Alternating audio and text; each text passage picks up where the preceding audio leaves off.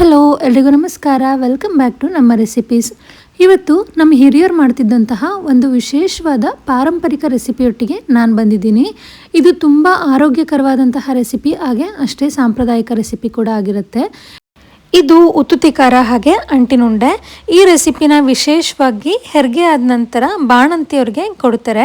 ಈ ಉತ್ತುತ್ತಿ ಖಾರ ಮಾಡ್ಕೊಳ್ಲಿಕ್ಕೆ ಮೊದಲಿಗೆ ನಾನಿಲ್ಲೊಂದು ಪ್ಯಾನ್ಗೆ 1 ಚಮಚದಷ್ಟು ತುಪ್ಪನ ಸೇರಿಸ್ಕೊಂಡಿದ್ದೀನಿ.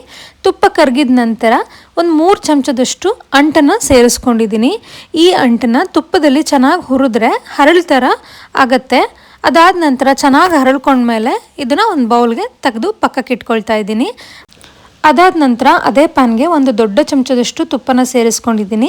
ಹಾಗೆಯೇ ನಾನಿಲ್ಲಿ ಒಂದು ಅರ್ಧ ಕೆಜಿಯಷ್ಟು ಒಣ ಖರ್ಜೂರ ಅಥವಾ ಉತ್ತುತ್ತಿನ ತೊಗೊಂಡ್ಬಿಟ್ಟು ಬೀಜನೆಲ್ಲ ತೆಗೆದು ಸ್ವಲ್ಪ ಚಿಕ್ಕದಾಗಿ ಕಟ್ ಮಾಡಿಕೊಂಡು ಒಂದು ದಿನ ಪೂರ್ತಿ ಬಿಸಿಲಲ್ಲಿ ಒಣಗಿಸ್ಕೊಂಡಿದ್ದೀನಿ. ಒಣಗಿಸ್ಕೊಂಡಿರೋಂತಹ ಈ ಉತ್ತುತ್ತಿನ ತುಪ್ಪದಲ್ಲಿ ಹಾಕ್ಕೊಂಡು ಚೆನ್ನಾಗಿ ಹುರ್ಕೋಬೇಕಾಗತ್ತೆ.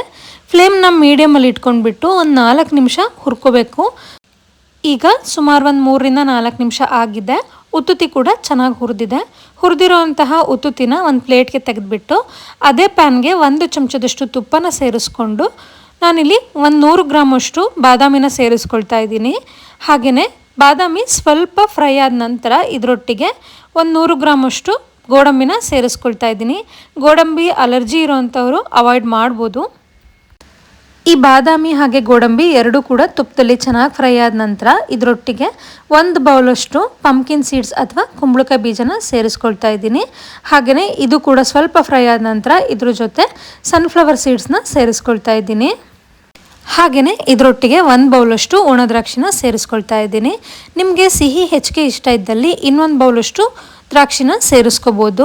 ನಾನಿಲ್ಲಿ ತೊಗೊಂಡಿರೋದು ಅರ್ಧ ಕೆಜಿಯಷ್ಟು ಉತ್ತುತ್ತಿ, ಅಂದರೆ ಅದರಲ್ಲಿ ಬೀಜ ಎಲ್ಲ ತೆಗೆದುಬಿಟ್ಟು ಸುಮಾರು ಒಂದು 400 ಗ್ರಾಮಷ್ಟು ಉತ್ತುತ್ತಿ ಸಿಕ್ಕಿತ್ತು. ಇದಿಷ್ಟನ್ನು ಕೂಡ ಚೆನ್ನಾಗಿ ಹುರಿದಿದ್ದಾಗಿದೆ. ಹುರಿಯುವಾಗ ಫ್ಲೇಮ್ನ ಮೀಡಿಯಮಲ್ಲೇ ಇಟ್ಕೊಂಡು ಹುರ್ಕೊಳ್ಳೋದು ಉತ್ತಮ. ಯಾವುದನ್ನು ಕೂಡ ಹೊತ್ಸೋದು ಬೇಡ. ಎಲ್ಲವನ್ನು ಕೂಡ ಚೆನ್ನಾಗಿ ಹುರಿದಾದ ನಂತರ ಒಂದು ದೊಡ್ಡ ಪ್ಲೇಟ್ಗೆ ತೆಗೆದು ಪಕ್ಕಕ್ಕೆ ತಿಟ್ಕೊಳ್ತಾ ಇದ್ದೀನಿ. ಹಾಗೆ ಅದೇ ಪ್ಯಾನ್ಗೆ ತುಪ್ಪ ಏನು ಸೇರಿಸ್ತಾ ಇಲ್ಲ, ಹಾಗೆಯೇ ಡ್ರೈ ಆಗಿ ಚಿಕ್ಕ ಬೌಲಲ್ಲಿ 1 ಬೌಲಷ್ಟು ಫ್ಲ್ಯಾಕ್ಸ್ ಸೀಡ್ ಸೇರಿಸ್ಕೊಂಡಿದ್ದೀನಿ. ಹಾಗೆ 1 ಬೌಲಷ್ಟು ಆಳ್ವಿ ಬೀಜನ ಸೇರಿಸ್ಕೊಂಡು 1 ಬೌಲಷ್ಟು ಚಿಯಾ ಸೀಡ್ಸ್ನ ಸೇರಿಸ್ಕೊಳ್ತಾ ಇದ್ದೀನಿ. ಈ 3 ಸೀಡ್ಸ್ ಕೂಡ ಆಪ್ಷನಲ್ಲು, ಬೇಕಿದ್ರೆ ಬಳಸ್ಬೋದು ಅಥವಾ ಸ್ಕಿಪ್ ಮಾಡ್ಬೋದು. ಆದರೆ ಇದರ ಹೆಲ್ತ್ ಬೆನಿಫಿಟ್ಸ್ ತುಂಬ ಇರೋದ್ರಿಂದ ಬಳಸೋದು ಉತ್ತಮ. ಹುರಿದಿರೋ ಅಂತಹ ಉತ್ತುತ್ತಿನ ಒಂದು ಮಿಕ್ಸಿ ಜಾರ್ಗೆ ಹಾಕಿಬಿಟ್ಟು ಈ ಥರ ತರ್ತರಿಯಾಗಿ ಪುಡಿ ಮಾಡ್ಕೋಬೇಕಾಗತ್ತೆ. ನೈಸಾಗಿ ಪೌಡರ್ ಮಾಡೋ ಅವಶ್ಯಕತೆ ಇಲ್ಲ. ಈ ಥರ ತರ್ತರಿಯಾಗಿದ್ರೇ ಇದು ಟೇಸ್ಟಿಯಾಗಿರುತ್ತೆ. ಪುಡಿ ಮಾಡಿರೋ ಅಂತಹ ಉತ್ತುತ್ತಿನ ಒಂದು ಅರ್ಧದಷ್ಟು ಒಂದು ಬೌಲ್ಗೆ ತೆಗೆದಿಟ್ಕೊಂಡು ಅದರಲ್ಲೇ ಹುರಿದಿರೋ ಅಂತಹ ಎಲ್ಲ ಡ್ರೈ ಫ್ರೂಟ್ಸ್ನ ಸೇರಿಸ್ಕೊಂಡು ಪುಡಿ ಮಾಡ್ಕೋಬೇಕಾಗತ್ತೆ. ಎಲ್ಲವನ್ನು ಕೂಡ ನಾನಿಲ್ಲಿ ತರ್ತರಿಯಾಗಿಯೇ ಪುಡಿ ಮಾಡ್ಕೊಳ್ತಾ ಇದ್ದೀನಿ. ಈಗ 1 ಬ್ಯಾಚ್ ಪೌಡರ್ ಮಾಡ್ಕೊಂಡಿದ್ದು ಆಗಿದೆ. ನೆಕ್ಸ್ಟ್ ಬ್ಯಾಚ್ ಮಾಡ್ಕೊಳ್ಳೋಕ್ಕಿಂತ ಮೊದಲು ಕೆಲವೊಂದು ಡ್ರೈ ಮಸಾಲೆಗಳನ್ನು ಸ್ವಲ್ಪ ಹುರ್ಕೋಬೇಕಾಗತ್ತೆ. ಹಾಗಾಗಿ ಒಂದು ಪ್ಯಾನ್ಗೆ ಒಂದು 10ರಿಂದ 12 ಲವಂಗ, ಒಂದು 6 ಏಲಕ್ಕಿ, ಹಾಗೆಯೇ 1 ಚಮಚದಷ್ಟು ಸೋಂಪು, 1 ಚಮಚದಷ್ಟು ಅಜ್ವೈನು ಇಷ್ಟನ್ನು ಹಾಕ್ಕೊಂಡ್ಬಿಟ್ಟು ಹಾಗೆಯೇ ಡ್ರೈ ಆಗಿ ಹುರ್ಕೋಬೇಕಾಗತ್ತೆ. ಹುರಿದಿರೋ ಅಂತಹ ಮಸಾಲೆಗಳನ್ನು ಮಿಕ್ಸಿ ಜಾರ್ಗೆ ಸೇರಿಸ್ಕೊಳ್ತಾ ಇದ್ದೀನಿ. ನಂತರ ಅದೇ ಪ್ಯಾನ್ಗೆ ದೊಡ್ಡ ಬೌಲಲ್ಲಿ 1 ಬೌಲಷ್ಟು ಒಣ ಕೊಬ್ಬರಿ ತುರಿನ ಸೇರಿಸ್ಕೊಂಡು ಫ್ರೈ ಮಾಡ್ಕೋಬೇಕಾಗತ್ತೆ. ಇದಕ್ಕೆ ನಾನು ತುಪ್ಪ ಏನೂ ಸೇರಿಸ್ತಾ ಇಲ್ಲ, ಹಾಗೆಯೇ ಡ್ರೈ ಆಗಿ ಸೇರಿಸ್ಕೊಳ್ತಾ ಇದ್ದೀನಿ. ಹಾಗೆ ಚಿಕ್ಕ ಬೌಲಲ್ಲಿ 1 ಬೌಲಷ್ಟು ಗಸಗಸೆನ ಸೇರಿಸ್ಕೊಂಡು ಒಂದೇ ಒಂದು ಚೂರು ಫ್ರೈ ಮಾಡ್ಕೊಳ್ತಾ ಇದ್ದೀನಿ. ಸುಮಾರು 1ರಿಂದ 2 ನಿಮಿಷ ಫ್ರೈ ಮಾಡಿಕೊಂಡ್ರೆ ಸಾಕಾಗತ್ತೆ. ಕೊಬ್ಬರಿ ತುರಿ ಹೆಚ್ಚಿಗೆ ಬೇಕಿದ್ದಲ್ಲಿ ಇನ್ನೂ ಸ್ವಲ್ಪ ಸೇರಿಸ್ಕೋಬೋದು. ಕೊಬ್ಬರಿ ಹುರಿದಿದ್ದು ಆಗಿದೆ. ಈಗ ಫ್ಲೇಮ್ ಆಫ್ ಮಾಡಿಬಿಟ್ಟು ನೆಕ್ಸ್ಟ್ ಮಿಕ್ಸಿ ಜಾರ್ಗೆ ಡ್ರೈ ಸ್ಪೈಸಸ್ನ ಸೇರಿಸ್ಕೊಂಡಿದ್ವಲ್ವ, ಅದರೊಟ್ಟಿಗೆ ಮೊದಲೇ ಪುಡಿ ಮಾಡಿ ಇಟ್ಕೊಂಡಿದ್ದಂತಹ ಉತ್ತುತ್ತಿ ಪುಡಿ ಸ್ವಲ್ಪ ಸೇರಿಸ್ಕೊಂಡು ಜೊತೆಗೆ ಫ್ಲ್ಯಾಕ್ಸ್ ಸೀಡ್ಸು ಅದನ್ನೆಲ್ಲ ಹುರ್ಕೊಂಡಿದ್ವಲ್ವ ಅದು ಸೇರಿಸ್ಕೊಂಡ್ಬಿಟ್ಟು ಅಂಟನ್ನು ಹಾಕ್ಕೊಂಡು ಹುರಿದಿರೋ ಅಂತಹ ಒಣಗಿರೋ ಅಂಥ ಕೊಬ್ಬರಿ ತುರಿನ ಸೇರಿಸ್ಕೊಂಡು ಇದನ್ನು ಕೂಡ ತರ್ತರಿಯಾಗಿ ಪುಡಿ ಮಾಡ್ಕೋಬೇಕಾಗತ್ತೆ. ಯಾವುದನ್ನು ಕೂಡ ನೈಸಾಗಿ ಪೌಡ್ರ್ ಮಾಡ್ಕೋಬಾರ್ದು. ಇದನ್ನು ಗ್ರೈಂಡ್ ಮಾಡ್ಕೊಂಡ ನಂತರ ಫಸ್ಟ್ ಬ್ಯಾಚ್ ಗ್ರೈಂಡ್ ಮಾಡಿ ಇಟ್ಕೊಂಡಿದ್ವಲ್ವ ಅದ್ರ ಜೊತೆ ಸೇರಿಸ್ಕೊಂಡು ಮತ್ತೆ ಅದೇ ಮಿಕ್ಸಿ ಜಾರ್ಗೆ ಮೊದಲೇ ಪುಡಿ ಮಾಡಿ ಇಟ್ಕೊಂಡಿದ್ದಂತಹ ಉತ್ತುತ್ತಿ ಪುಡಿ ಸ್ವಲ್ಪ ಉಳಿಸಿದ್ವಲ್ವ ಅದನ್ನು ಸೇರಿಸ್ಕೊಂಡ್ಬಿಟ್ಟು ಸುಮಾರು ಒಂದು 300 ಗ್ರಾಮಷ್ಟು ಹಸಿ ಖರ್ಜೂರನ ಸೇರಿಸ್ಕೊಂಡಿದ್ದೀನಿ. ನಿಮಗೆ ಸಿಹಿಗೆ ಬೆಲ್ಲ ಬೇಕಿದ್ದರೆ ಸೇರಿಸ್ಕೋಬೋದು. ನಾನಿಲ್ಲಿ ಬೆಲ್ಲದ ಬದಲಾಗಿ ಹಸಿ ಖರ್ಜೂರನ ಸೇರಿಸ್ಕೊಂಡಿದ್ದೀನಿ. ಹಾಗೆಯೇ ಸ್ವಲ್ಪ ಕಲ್ಸಕ್ಕರೆ ಇತ್ತು, ಅದನ್ನು ಕೂಡ ಸೇರಿಸ್ಕೊಂಡಿದ್ದೀನಿ. ನಿಮಗೆ ಸಿಹಿಗೆ ಬೆಲ್ಲ ಬೇಕಾದರೂ ಸೇರಿಸ್ಕೋಬೋದು ಅಥವಾ ಅದ್ರ ಬದಲಾಗಿ ಹಸಿ ಖರ್ಜೂರ ಬೇಕಾದರೂ ಸೇರಿಸ್ಕೋಬೋದು.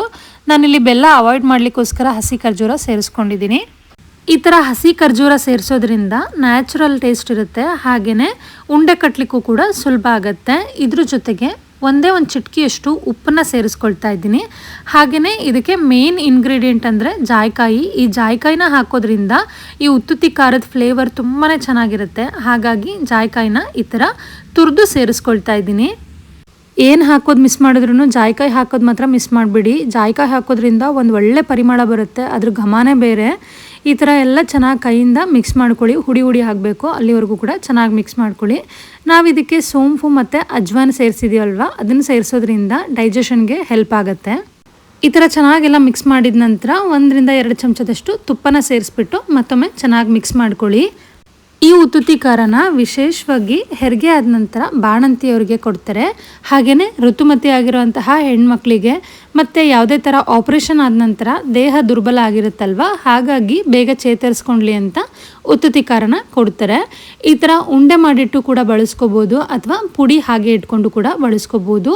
ಉಂಡೆ ಆದರೆ ಹಾಗೆ ಕೂಡ ತಿನ್ಕೋಬೋದು, ಅಥವಾ ಪುಡಿ ಬಳಸ್ಕೊಳ್ಳೋದಿದ್ರೆ ಇದನ್ನು ಹೇಗೆ ಸೇವಿಸಬೇಕು ಅಂದರೆ, ಬಾಣಂತಿಯವ್ರಿಗೆ ಕೊಡೋದಿದ್ರೆ ಈ ಖಾರನ ತುಪ್ಪದಲ್ಲಿ ರಾತ್ರಿನೇ ನೆನೆಸಿಟ್ಟು ಬೆಳಗ್ಗೆ ಕೊಡ್ತಾರೆ. ಅಂದರೆ ಸುಮಾರು ಒಂದು ಅರ್ಧದಿಂದ 3/4 ಬೌಲಷ್ಟು ಉತ್ತುತ್ತಿ ಖಾರದ ಪುಡಿಗೆ ಒಂದು 6 ರಿಂದ 7 ಚಮಚದಷ್ಟು ತುಪ್ಪನ ಕರಗಿಸ್ಬಿಟ್ಟು ಇದರೊಟ್ಟಿಗೆ ಚೆನ್ನಾಗಿ ಮಿಕ್ಸ್ ಮಾಡಬೇಕಾಗತ್ತೆ. ತುಪ್ಪ ಸ್ವಲ್ಪ ಜಾಸ್ತಿನೇ ಸೇರಿಸ್ಬೇಕು. ಬೆಳಗ್ಗೆ ಅಷ್ಟರಲ್ಲಿ ತುಪ್ಪ ಎಲ್ಲ ಎತ್ಕೊಂಡು ಗಟ್ಟಿಯಾಗಿರುತ್ತಲ್ವ, ಅದನ್ನು ಹಾಗೆ ಸೇರಿಸ್ಬಿಟ್ಟು 1 ಲೋಟ ಬಿಸಿನೀರು ಅಥವಾ ಬಿಸಿ ಹಾಲನ್ನು ಕುಡಿಬೋದು. ಬೇರೆಯವರು ತಿನ್ನೋದಿದ್ರೆ ಈ ಥರ ಉತ್ತುತ್ತಿ ಖಾರದ ಪುಡಿಗೆ ತುಪ್ಪ ಕರಗಿಸ್ಬಿಟ್ಟು ಬೆಳಗ್ಗೆನೇ ಮಿಕ್ಸ್ ಮಾಡಿಕೊಂಡು ತಿನ್ಬೋದು. ಹೆಚ್ಚಿಗೆ ತುಪ್ಪ ಬಳಸ್ಲಿಕ್ಕೆ ಇಷ್ಟ ಇಲ್ಲದೆ ಇರೋರು ಅಥವಾ ತುಪ್ಪನ ಅವಾಯ್ಡ್ ಮಾಡಬೇಕು ಅಂತ ಇರೋರು ಈ ಥರ ಪುಡಿಯ ಬದಲಾಗಿ ಉಂಡೆ ಮಾಡ್ಕೊಂಡು ತಿನ್ನೋದ್ರಿಂದ ಉಂಡೆಗೆ ಜಾಸ್ತಿ ತುಪ್ಪ ಬೇಕಾಗೋದಿಲ್ಲ, ಹಾಗೆ ತಿನ್ನೋಕ್ಕೂ ಕೂಡ ಸುಲಭ ಆಗುತ್ತೆ. ನಾನು ಮಾಡ್ಕೊಂಡಿರೋ ಕ್ವಾಂಟಿಟಿನಲ್ಲಿ ಒಂದು ಅರ್ಧ ಭಾಗದಷ್ಟು ಪುಡಿನ ಉಳಿಸ್ಕೊಂಡು ಇನ್ನು ಅರ್ಧ ಭಾಗದಲ್ಲಿ ಉಂಡೆಗಳನ್ನು ಮಾಡಿಟ್ಕೊಂಡಿದ್ದೀನಿ. ಇದು ಬರೀ ಒಂದು ಆರೋಗ್ಯಕರವಾದಂತಹ ರೆಸಿಪಿ ಅಷ್ಟೇ ಅಲ್ಲ, ಟ್ರೆಡಿಷ್ನಲ್ ಎಮೋಷನ್ಸ್ನ ಹೊಂದಿರೋವಂಥ ರೆಸಿಪಿ. ಐ ಥಿಂಕ್ ಈ ವಿಡಿಯೋ ತುಂಬ ಜನಕ್ಕೆ ಹೆಲ್ಪ್ಫುಲ್ ಆಗುತ್ತೆ ಅಂತ ಭಾವಿಸ್ತಾ ಈ ವಿಡಿಯೋನ ಇಲ್ಲಿಗೆ ಎಂಡ್ ಮಾಡ್ತಾ ಇದ್ದೀನಿ. ನಿಮಗೇನಾದರೂ ಈ ರೆಸಿಪಿ ಇಷ್ಟ ಆಗಿದ್ದಲ್ಲಿ ಪ್ಲೀಸ್ ಒಂದು ಲೈಕ್ ಮಾಡಿ, ಹಾಗೆ ನನ್ನ ಚಾನಲ್ನ ಸಬ್ಸ್ಕ್ರೈಬ್ ಮಾಡಿಕೊಂಡು ಸಪೋರ್ಟ್ ಮಾಡಿ. Thank you for watching this video.